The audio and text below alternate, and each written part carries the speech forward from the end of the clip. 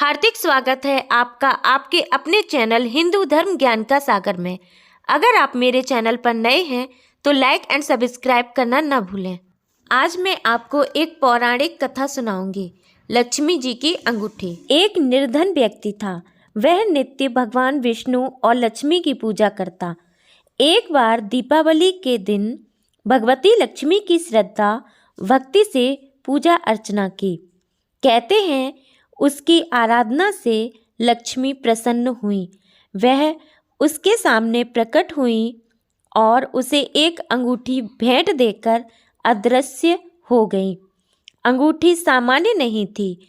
उसे पहनकर जैसे ही अगले दिन उसने धन पाने की कामना की, उसके सामने धन का ढेर लग गया। वह खुशी के मारे झूम उठा।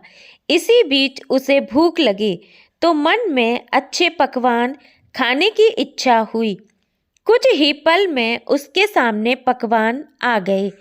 अंगूठी का चमत्कार मालूम पड़ते ही उसने अपने लिए आलीशान बंगला, नौकर चाकर आदि तमाम सुविधाएं प्राप्त कर ली। वह भगवती लक्ष्मी की कृपा से प्राप्त उस अंगूठी के कारण सुख से रहने लगा।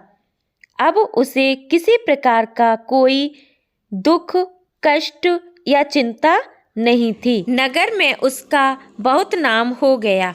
एक दिन उस नगर में जोरदार तूफान के साथ बारिश होने लगी। कई निर्धन लोगों के मकानों के छप्पर उड़ गए। लोग इधर उधर भागने लगे। एक बुढ़िया उसके बगल में आ गई। उसे देख वह व्यक्ति गरजकर बोला, ए बुढ़िया, कहाँ चली आ रही है बिना पूछे?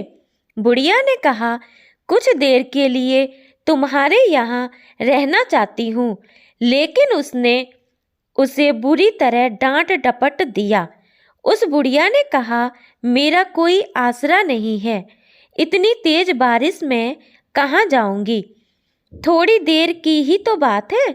लेकिन उसकी किसी भी बात का असर उस व्यक्ति पर नहीं पड़ा। जैसे ही सेवकों ने उसे द्वार से बाहर किया, वैसे ही जोरदार बिजली कौंधी। देखते ही देखते उस व्यक्ति का मकान जलकर खाक हो गया। उसके हाथों की अंगूठी भी गायब हो गई। सारा वैभव पल भर में राख के ढेर में बदल गया। उसने आंख खोलकर जब देखा तो सामने लक्ष्मी जी थी।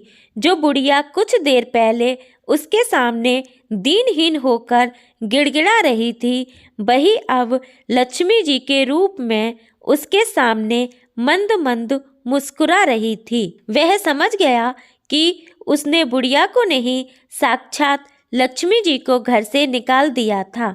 वह भगवती के चरणों में गिर पड़ा। देवी बोली, तुम इस योग्य नहीं हो।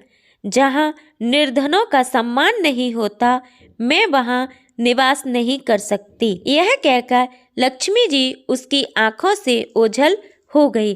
अगर आपको ये कहानी अच्छी लगे तो लाइक एंड सब्सक्राइब करना ना भूलें। धन्यवाद। लक्ष्मी मैया की जय।